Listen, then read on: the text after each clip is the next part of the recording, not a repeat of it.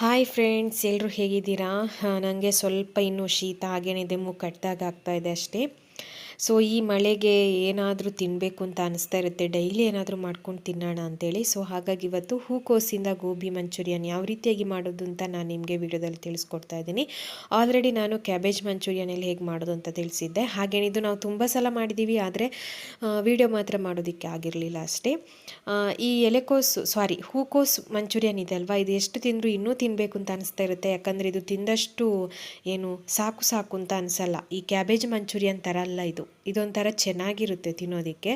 So ಹಾಗಾಗಿ ಇವತ್ತು ಮಾಡ್ತಾ ಇದ್ದೀವಿ. ಪಾಪು ಕೂಡ, ಅವಳಿಗೂ ಕೂಡ ಗೊತ್ತು ಗೋಬಿ ಮಾಡ್ತಾ ಇದ್ದೇವೆ ಅಂತ. ಸೊ ಅವಳು ಕೂಡ ಖುಷಿಯಲ್ಲಿದ್ದಾಳೆ ಚೇರ್ ಮೇಲೆ ಕೂತ್ಕೊಂಡು. ಏನಾದರೂ ತಿಂಡಿ ಮಾಡಬೇಕಾದ್ರೆ ಅವಳಿಗೆ ಖುಷಿ ಆಗುತ್ತೆ ತಿನ್ನೋದಕ್ಕೆ. ಇಲ್ಲಾಂದರೆ ಏನು ಗೊತ್ತಾ, ಮಕ್ಕಳಿಗೆ ಕೂಡ ಈ ಥರ ಏನಾದರೂ ಹೊಸ ಹೊಸ ರೆಸಿಪಿಗಳನ್ನು ಮಾಡಿ ತಿನ್ನಿಸ್ತಾ ಇರಬೇಕು. ಇಲ್ಲಾಂದರೆ ಅವರಿಗೆ ಡೈಲಿ ಅವ್ರದ್ದೇ ಊಟ ಕೊಟ್ಟರೆ ಅವರಿಗೂ ಬೋರ್ ಅಂತ ಅನಿಸ್ಬಿಡುತ್ತೆ. ಸೊ ಈ ಥರ ಏನಾದರೂ ಮಾಡಿಕೊಟ್ರೆ ಚೆನ್ನಾಗಿ ತಿಂತಾರೆ. ಸೊ ಇವಾಗ ನಾನೇನಂದರೆ ತಣ್ಣೀರಿಗೆ ಸ್ವಲ್ಪ ಉಪ್ಪು ಮತ್ತು ಸ್ವಲ್ಪ ಅರಶಿನ ಹಾಕಿ ಈ ಹೂಕೋಸನ್ನು ಹಾಕ್ತಾ ಇದ್ದೇನೆ. ಹೂಕೋಸು ಕನ್ಫ್ಯೂಸ್ ಆಗ್ತಾ ಇದೆ. ಹೂಕೋಸನ್ನು ಹಾಕ್ತಾ ಇದ್ದೇನೆ. ಯಾಕಂತ ಹೇಳಿದರೆ ಅದರಲ್ಲಿ ಏನಾದರೂ ಕೆಮಿಕಲ್ಸ್ ಇರ್ಬೋದು, ಹುಳಗಳಿರ್ಬೋದು, ಏನೇ ಇದ್ದರೂ ಸ್ವಲ್ಪ ಇದಾಗುತ್ತೆ. ಅದಕ್ಕೋಸ್ಕರ ಅರಶಿನ ಮತ್ತು ಉಪ್ಪನ್ನು ಹಾಕಿ ಅದನ್ನು ಇಡಬೇಕು ಒಂದು 15 ನಿಮಿಷ. ಮತ್ತೆ ಅದನ್ನು ತೆಗೆದ್ರೆ ಆಯಿತು ನೀರಿನಿಂದ. ಸೊ ಇವಾಗ ಶುಂಠಿ ಮತ್ತು ಬೆಳ್ಳುಳ್ಳಿಯನ್ನು ನಾವು ಕಲ್ಲಲ್ಲಿ ಗುದ್ದುತ್ತಾ ಇದ್ದೀವಿ ನೋಡಿ. ತಾಯಿ ಮತ್ತು ಮಗಳು ಇಬ್ಬರು. ಅವಳು ನಾನೇ ಗುದ್ದುತ್ತೀನಿ ಅಂತೇಳಿ ಇದು ಮಾಡ್ತಾಯಿದ್ಲು. ಸೊ ಹಾಗಾಗಿ ಆಮೇಲೆ ಇನ್ನೊಂದು ಏನಂತ ಹೇಳಿದರೆ, ಕ್ಯಾಬೇಜ್ ಮಂಚೂರಿಯನ್ ಆದರೆ ಸ್ವಲ್ಪ ಗ್ಯಾಸ್ಟಿಕ್ ಥರ, ಬಟ್ ಇದು ಗ್ಯಾಸ್ಟಿಕ್ ಅಲ್ಲ, ಚೆನ್ನಾಗಿರುತ್ತೆ ತಿನ್ನೋದಕ್ಕೆ. ಇವಾಗ ನಾನು ಅದನ್ನು ನೀರಿನಿಂದ ಎಲ್ಲ ತೆಗೆದ್ಬಿಟ್ಟು ನೋಡಿ ಹೀಗೆ ಹಾಕ್ತಾರೆ. ಇವಾಗ ಹಿಟ್ಟೆಲ್ಲ ಕಲಸಿಟ್ಟಿದ್ದಾರೆ ಹಸ್ಬೆಂಡ್. ಇದು ಹೇಳ್ತೇನೆ ನಾನು ಹೇಗೆ ಅಂತೇಳಿ. ಕಾರ್ನ್ ಫ್ಲೋರ್ ಮತ್ತು ಮೈದಾ ಒಂದು ಕಪ್ ಅಂದರೆ ಸೇಮ್ ಹಾಕಬೇಕು. ನೆಕ್ಸ್ಟ್ ಬಂದು ಸ್ವಲ್ಪ ಉಪ್ಪು ಮತ್ತು ಕಾಳು ಮೆಣಸಿನ ಪುಡಿ, ಎಡೆ ಮುಂಚಿದ ಪುಡಿ, ಅದು ಹಾಕಿದರೆ ಆಯಿತು. ಖಾರಕ್ಕೆ ನೀವು ಕೆಂಪು ಖಾರದ ಪುಡಿಯನ್ನು ಹಾಕೋದಕ್ಕೆ ಹೋಗ್ಬಿಡಿ, ಅದು ಚೆನ್ನಾಗಿರಲ್ಲ. ಸೊ ನೋಡಿ, ಹಿಟ್ಟು ಈ ಹದಕ್ಕಿದ್ರೆ ಆಯಿತು. ಮತ್ತು ಒಂದು ಸ್ವಲ್ಪ ಜೀರಿಗೆ ಪುಡಿ ಹಾಕಿ ಮತ್ತು ಶುಂಠಿ ಬೆಳ್ಳುಳ್ಳಿ ಪೇಸ್ಟ್ ಹಾಕಬೇಕು. ಶುಂಠಿ ಬೆಳ್ಳುಳ್ಳಿ ನೀವೇ ಜಜ್ಕೊಂಡು ಹಾಕಿದರೆ ತುಂಬಾ ಚೆನ್ನಾಗಿರುತ್ತೆ. ಸೊ ಇದಕ್ಕೆ ನಾವು ಸೇಮ್ ಕ್ವಾಂಟಿಟಿ ಹಾಕಿರೋದು. ಅಂದರೆ ಇವಾಗ ಅರ್ಧ ಕಪ್ ಮೈದಾ ತಗೊಂಡ್ರೆ ಅರ್ಧ ಕಪ್ ಕಾರ್ನ್ಫ್ಲೋರ್, ಓಕೆನಾ. ನೆಕ್ಸ್ಟ್ ರುಚಿಗೆ ತಕ್ಕಷ್ಟು ಉಪ್ಪು, ಆಮೇಲೆ ಕಾಳುಮೆಣಸಿನ ಪುಡಿ ಸ್ವಲ್ಪ ಖಾರಕ್ಕೆ, ಮತ್ತು ಜೀರಿಗೆ ಪುಡಿ ಬೇಕು ಅಂತಿದ್ರೆ, ಮತ್ತು ಶುಂಠಿ ಬೆಳ್ಳುಳ್ಳಿ ಪೇಸ್ಟ್, ಇದಿಷ್ಟೇ ಹಾಕಿದರೆ ಆಯಿತು. ಇವಾಗ ಅದನ್ನು ಎಣ್ಣೆಲಿ ಬಿಡ್ತಾ ಇದ್ದಾರೆ ನೋಡಿ, ಈ ಥರ ಎಣ್ಣೆಲಿ ಬಿಟ್ಟರೆ ಆಯಿತು. ನೀವು ಜಾಸ್ತಿ ಹಿಟ್ಟು ಹಾಕ್ಕೊಂಡ್ರೆ ಏನಾಗುತ್ತೆ ಗೊತ್ತಾ, ಅದರಲ್ಲಿ ಹಿಟ್ಟೇ ಜಾಸ್ತಿ ಇರುತ್ತೆ, ನಿಮಗೆ ಫ್ಲವರ್ ತಿನ್ನೋದಕ್ಕೆ ಸಿಗೋದಿಲ್ಲ ಚೆನ್ನಾಗಿ. ಅದಕ್ಕೋಸ್ಕರ ಹಿಟ್ಟು ಜಾಸ್ತಿ ಇರಬಾರ್ದು, ಈ ಥರ ಇರಬೇಕು ಅಷ್ಟೇ.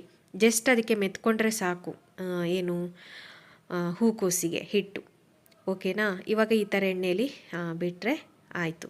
ತುಂಬಾ ಈಸಿಯಾಗಿ ಮಾಡ್ಕೋಬೋದು. ನಾವು ಹೊರಗಡೆ ತಿನ್ನೋದಕ್ಕಿಂತ ಇಲ್ಲೇ ತಿಂದರೆ, ಹೊರಗಡೆ ಯಾವಾಗಲೂ ಒಂದು ಸಲ ತಿಂದರೆ ಏನು ಪರವಾಗಿಲ್ಲ, ಬಟ್ ಮನೆಯಲ್ಲೇ ಈ ಥರ ನಾವು ವಾರದಲ್ಲಿ ಒಂದು ಸಲ ಆದರೂ ಮಾಡಿಕೊಂಡು ತಿನ್ಬೋದು, ಅಥವಾ ತಿಂಗಳಿಗೊಂದು 2 ಸಲ ಆದರೂ ಮಾಡ್ಕೊಂಡು ತಿನ್ಬೋದು. ಕೆಲವೊಬ್ಬರಿಗೆ ಹೊರಗಡೆ ತಿನ್ನಬೇಕು ಅಂತ ಅನಿಸ್ತಾ ಇರುತ್ತೆ. ಹೊರಗಡೆ ನೀವು ಜಾಸ್ತಿ ಫುಡ್ಡನ್ನು ತಿನ್ನೋದಕ್ಕೆ ಹೋಗಬೇಡಿ. ಏನಾಗುತ್ತೆ ಗೊತ್ತಾ, ಅದಕ್ಕೆ ಟೇಸ್ಟಿಂಗ್ ಪೌಡ್ರು ಅದು ಇದೆಲ್ಲ ಹಾಕಿರ್ತಾರೆ, ಸೋಡಾ ಅದು ಇದೆಲ್ಲ ಹಾಕಿರ್ತಾರೆ. ಸೊ ನೋಡಿ, ಈ ಥರ ಕ್ರಿಸ್ಪಿಯಾಗಿರುತ್ತೆ ನೋಡಿ. ಈಗ ಎಣ್ಣೆಲಿ ಕಾದಿದ್ದಾಗಿದೆ.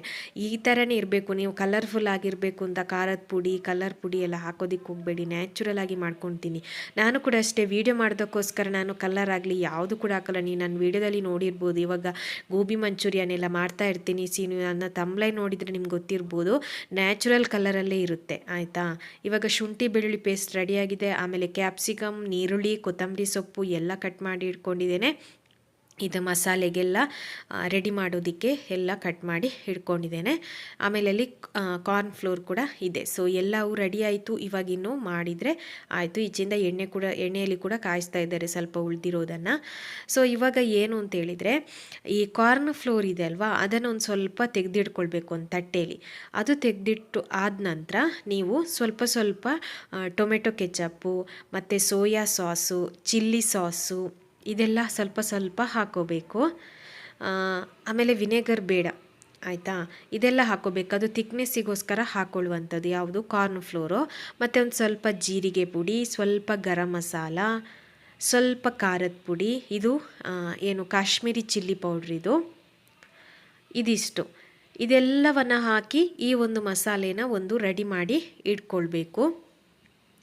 ನೆಕ್ಸ್ಟ್ ಇವಾಗ ಒಂದು ಪಾತ್ರೆ ಇಟ್ಕೊಂಡು ಅದಕ್ಕೆ ಶುಂಠಿ ಬೆಳ್ಳುಳ್ಳಿ ಪೇಸ್ಟು ಮತ್ತು ನೀರುಳ್ಳಿ ಹಾಕ್ಕೊಂಡು ಚೆನ್ನಾಗಿ ಫ್ರೈ ಮಾಡ್ಕೊಳ್ಬೇಕು. ಕ್ಯಾಪ್ಸಿಕಮ್ ಕೂಡ ಹಾಕೋಬೇಕು. ಆಮೇಲೆ ನಿಮ್ಮ ಹತ್ರ ಸ್ಪ್ರಿಂಗ್ ಆನಿಯನ್ ಇತ್ತು ಅಂತ ಅಂದರೆ ನೀವು ಅದನ್ನು ಕೂಡ ಹಾಕೋಬೋದು, ಚೆನ್ನಾಗಿರುತ್ತೆ ಅದು ಕೂಡ. ಸೊ ಇವಾಗ ಎಲ್ಲವನ್ನು ಹಾಕ್ಕೊಂಡು ಈ ಥರ ಮಿಕ್ಸ್ ಮಾಡ್ಕೊಳ್ಬೇಕು. ನಿಮಗೆ ಮಸಾಲೆ ನೀವೇ ನಿಮ್ಗೆ ಎಷ್ಟು ಬೇಕೋ ಅಷ್ಟು ಹಾಕ್ಕೊಳ್ಳಿ, ಜಾಸ್ತಿ ಮಸಾಲೆ ಕೂಡ ಹಾಕ್ಕೊಳ್ಬಾರ್ದು, ಅದು ಚೆನ್ನಾಗಿರಲ್ಲ. ಹುಳಿ ಹೇಗಿದೆ ಖಾರ ಹೇಗಿದೆ ಅಂತ ನೋಡಿಕೊಂಡು ನೀವು ಮಸಾಲೆಗಳನ್ನು ಹಾಕ್ಕೊಳ್ಳಿ. ಇಷ್ಟೇ ಕಪ್ ಹಾಕಬೇಕು, ಇಷ್ಟೇ ಕಪ್ ಹಾಕಬೇಕಂದ್ರೆ ನೀವು ಎಷ್ಟು ಮಾಡ್ತೀರ ಅದಷ್ಟಿಗೆ ಕ್ವಾಂಟಿಟಿಗೆ ನೀವು ಹಾಕೋಬೋದು. ನಿಮಗೆ ಅದು ಅಂದಾಜು ಸಿಗುತ್ತೆ, ಅದು ನಿಮಗೆ ಬಿಟ್ಟಿದೆ, ಅದು ಹೇಗಾದರೂ ಹಾಕೋಬೋದು. ಇವಾಗ ಸ್ವಲ್ಪ ರುಚಿಗೆ ತಕ್ಕಷ್ಟು ಉಪ್ಪನ್ನು ಹಾಕ್ಕೊಂಡು ಮಿಕ್ಸ್ ಮಾಡ್ಕೊಂಡು ಇವಾಗ ಮಸಾಲೆ ಎಲ್ಲ ರೆಡಿ ಮಾಡಿ ಇಟ್ಟಿದ್ವಲ್ಲ ಅದನ್ನು ಕೂಡ ಹಾಕ್ತಾ ಇದ್ದೇನೆ. ನಿಮಗೆ ಇನ್ನು ನೀವೇ ಮಸಾಲೆ ಕೂಡ ಮಾಡ್ಕೋಬೋದು. ಯಾವ ರೀತಿ ಅಂದರೆ ಒಣಮೆಣಸು ಇರುತ್ತೆ ನೋಡಿ, ಒಣಮೆಣಸು ಆಮೇಲೆ ಶುಂಠಿ ಬೆಳ್ಳುಳ್ಳಿ ಈ ಥರ ಎಲ್ಲ ಹಾಕಿಬಿಟ್ಟು ಅದನ್ನು ಒಂದು 2-3 ಸಲ ಮಾಡಿದ್ವಿ. ಸೊ ನಾವೇ ಮಸಾಲೆಗಳನ್ನು ಈ ಟೊಮೆಟೊ ಕೆಚಪ್ ಅದರ ಬದಲಿಗೆಲ್ಲ ನಾವೇ ಟೊಮೆಟೊ ಎಲ್ಲ ರುಬ್ಬಿಟ್ಟು ಮಾಡ್ಬೋದು. ನಾವೇ ಏನು ಮಸಾಲೆಗಳನ್ನು ತಯಾರು ಮಾಡ್ಕೊಂಡು ಮಾಡ್ಬೋದು. ಆ ಥರ ಮಾಡೋದಕ್ಕೆ ಹೋಗಿರಲಿಲ್ಲ, ಈ ಥರ ಇದೆಲ್ಲ ಇತ್ತಲ್ವ, ಸೊ ಅದಕ್ಕೋಸ್ಕರ ನೋಡಿ. ಈ ಮಸಾಲೆಗೆ ನಾನು ಕಾರ್ನ್ಫ್ಲೋರ್ ಏನಕ್ಕೆ ಹಾಕಿರೋದು ಅಂದರೆ ಅದು ಥಿಕ್ನೆಸ್ಸಿಗೋಸ್ಕರ, ದಪ್ಪ ಆಗುತ್ತೆ ಆಯಿತಾ. ನೀರು ಥರ ಇರಲ್ಲ, ಅದು ಕುದೀತಾ ದಪ್ಪ ಆಗೋದಕ್ಕೆ ನಾವು ಕಾರ್ನ್ಫ್ಲೋರನ್ನು 1 ಟೇಬಲ್ ಸ್ಪೂನಷ್ಟು ನೀರಲ್ಲಿ ಮಿಕ್ಸ್ ಮಾಡಿಬಿಟ್ಟು ಹಾಕಬೇಕು. ಸೊ ಇವಾಗ ನಿಮಗೆ ಕಾಣಿಸುತ್ತೆ ಈ ಥರ, ಇದು ಗೋಬಿ ನೀರು ಥರ ಆಯ್ತಲ್ಲ ಅಂತ. ಇವಾಗ ನೋಡಿ ಅದು ಹೆಂಗೆ ಗಟ್ಟಿಯಾಗುತ್ತೆ ಅಂತ ನಾನು ನಿಮಗೆ ಮುಂದೆ ವಿಡಿಯೋದಲ್ಲಿ ತೋರಿಸ್ತೀನಿ. ಅದು ಸ್ವಲ್ಪ ನೀರು ಇರಬೇಕಾದ್ರೆ ಈ ಒಂದು ಗೋಬಿಯನ್ನು ಹಾಕ್ಕೊಂಡು ಅದನ್ನು ಚೆನ್ನಾಗಿ ಮಿಕ್ಸ್ ಮಾಡ್ಕೊಳ್ತಾ ಇರಬೇಕು. ಸೊ ಎಷ್ಟು ಚೆನ್ನಾಗಿರುತ್ತೆ ಗೊತ್ತಾ ತಿನ್ನೋದಕ್ಕೆ. ಈ ಮಳೆ ಟೈಮಲ್ಲಂತೂ ಏನಾದರೂ ಸ್ನ್ಯಾಕ್ಸ್ ಮಾಡ್ಕೊಂಡು ತಿನ್ನಬೇಕು ಅಂತ ಅನಿಸ್ತಾ ಇರುತ್ತೆ. ಚಳಿಗೆ ಇನ್ನೂ ಕರೆಕ್ಟಾಗಿ ಬಿಸಿಲು ಬಂದಿಲ್ಲ, ಬೆಂಗಳೂರಲ್ಲೂ ಕೂಡ ಮಳೆ ಇಲ್ಲ, ಆದರೆ ಬಿಸಿಲು ಕೂಡ ಬರುತ್ತೆ ಹೋಗುತ್ತೆ. ಫುಲ್ಲು ಬೇಸಿಗೆ ಕಾಲ ಥರ ಆಗಿಲ್ಲ ಇನ್ನು. ನೋಡಿ ಈ ಥರ ಎಲ್ಲ ನೋಡಿ, ಈ ಹೂಕೋಸ್ಗೆಲ್ಲ ಮೆತ್ಕೊಂಡಿದೆ ನೋಡಿ ಮಸಾಲೆಗಳು, ಈ ಥರ ಆದರೆ ಆಯಿತು. ಇನ್ನು ಕೊನೆಯಲ್ಲಿ ಕೊತ್ತಂಬರಿ ಸೊಪ್ಪನ್ನು ಹಾಕ್ಕೊಂಡು ಮತ್ತು ನೀರುಳ್ಳಿಗಳನ್ನು ಹಾಕ್ಕೊಂಡು ಚೆನ್ನಾಗಿ ಮಿಕ್ಸ್ ಕೊಟ್ಟರೆ ನಿಮಗೆ ಹೂಕೋಸ್ ಮಂಚೂರಿಯನ್ ರೆಡಿ ಆಯಿತು. ಸೊ ನೋಡಿ ಆಯ್ತಿದು, ಕೊತ್ತಂಬರಿ ಸೊಪ್ಪು ಮತ್ತು ನೀರುಳ್ಳಿ ಕೊನೆಯಲ್ಲಿ ಹಾಕ್ಕೊಂಡ್ರೆ ಹೂಕೋಸ್ ಮಂಚೂರಿಯನ್, ಫ್ಲವರ್ ಮಂಚೂರಿಯನ್ ರೆಡಿ.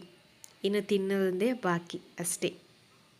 ಎಷ್ಟು ಚೆನ್ನಾಗಿರುತ್ತೆ ನೋಡಿ. ಇದು ಕಲರ್ಫುಲ್ ಆಗಿಲ್ಲ, ಕಲರ್ಫುಲ್ ಇರಬೇಕು ಅಂತೇಳ್ಬಿಟ್ಟು ನೀವು ಕಲರ್ ಪುಡಿ ಖಾರದ ಪುಡಿ ಎಲ್ಲ ಹಾಕೋದಕ್ಕೆ ಹೋಗ್ಬೇಡಿ. ಖಾರದ ಪುಡಿ ಹಾಕಿದರೆ ಏನಾಗುತ್ತೆ ಗೊತ್ತಾ, ಅದು ಎಣ್ಣೆಲಿ ಕಾಯಬೇಕಾದ್ರೆ ಅದು ಸೀದೋಗ್ಬಿಡುತ್ತೆ, ಚೆನ್ನಾಗಿರಲ್ಲ ಟೇಸ್ಟು ಕೂಡ. ಅದಕ್ಕೋಸ್ಕರ ನಾವು ಖಾರದ ಪುಡಿ ಕಾಯಿಸ್ಬೇಕಾದ್ರೆ ಯಾವುದು ಕೂಡ ಹಾಕಲಿಕ್ಕೆ ಹೋಗೋದಿಲ್ಲ.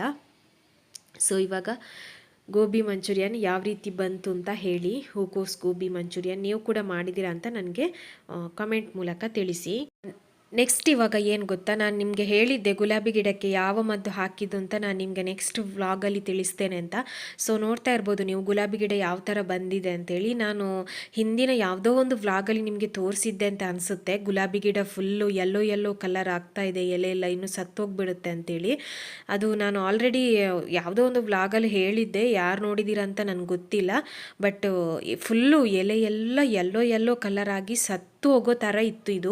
ಸೊ ಇವಾಗ ಹೇಗೆ ಬಂದಿದೆ ನೋಡಿ, ಮೊದಲಿಗಿಂತಲೂ ಚೆನ್ನಾಗಿ ಹೂ ಬಿಡ್ತಾ ಇದೆ ನೋಡಿ. ಗುಲಾಬಿ ನೋಡಿ ಎಷ್ಟು ಚೆನ್ನಾಗಿ ಬರ್ತಾ ಇದೆ ಗೊತ್ತಾ. ಮೊದಲಿದ್ದ ಗುಲಾಬಿಗಿಂತಲೂ ಇವಾಗ ಇರುವ ಗುಲಾಬಿಗೂ ತುಂಬ ಡಿಫ್ರೆನ್ಸ್ ಇದೆ. ಮೊದಲಿದೆಲ್ಲ ಇಷ್ಟು ದೊಡ್ಡದು ಗುಲಾಬಿ ಆಗ್ತಾ ಇರಲಿಲ್ಲ, 2 ಕಲರ್ ಇದ್ದು ಕೂಡ.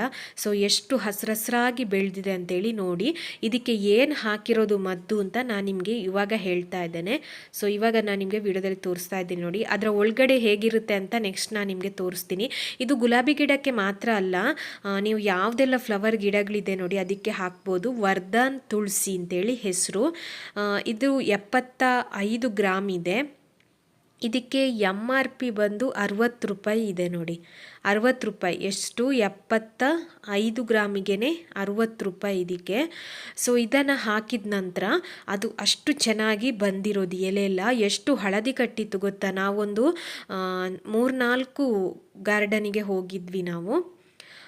ಹೂವಿನ ಗಾರ್ಡನ್ ಎಲ್ಲ ಇಟ್ಟಿರ್ತಾರೆ, ಇಲ್ಲಿ ಎಷ್ಟು ಬೇಕಿದ್ರೂ ಗಾರ್ಡನ್ಗಳಿರುತ್ತೆ. ಅಲ್ಲಿ ಹೋಗಿ ಈ ಥರ ಆಗಿದೆ ಅಂತ ಹೇಳಿದ್ದಕ್ಕೆ ಅವರು ಸೊ ಇದನ್ನು ಕೊಟ್ಟರು, ಪ್ಯಾಕೆಟನ್ನು ಇದನ್ನು ಹಾಕಿ ಅಂತೇಳಿ 10 ದಿನಕ್ಕೊಂದ್ಸಲ ಹಾಕಿ ಅಂತ ಹೇಳಿದರು. ಸೊ ಇದನ್ನು ಹಾಕಿದ ನಂತರ ಗುಲಾಬಿ ಗಿಡ ತುಂಬ ಚೆನ್ನಾಗಿ ಬಂದಿದೆ.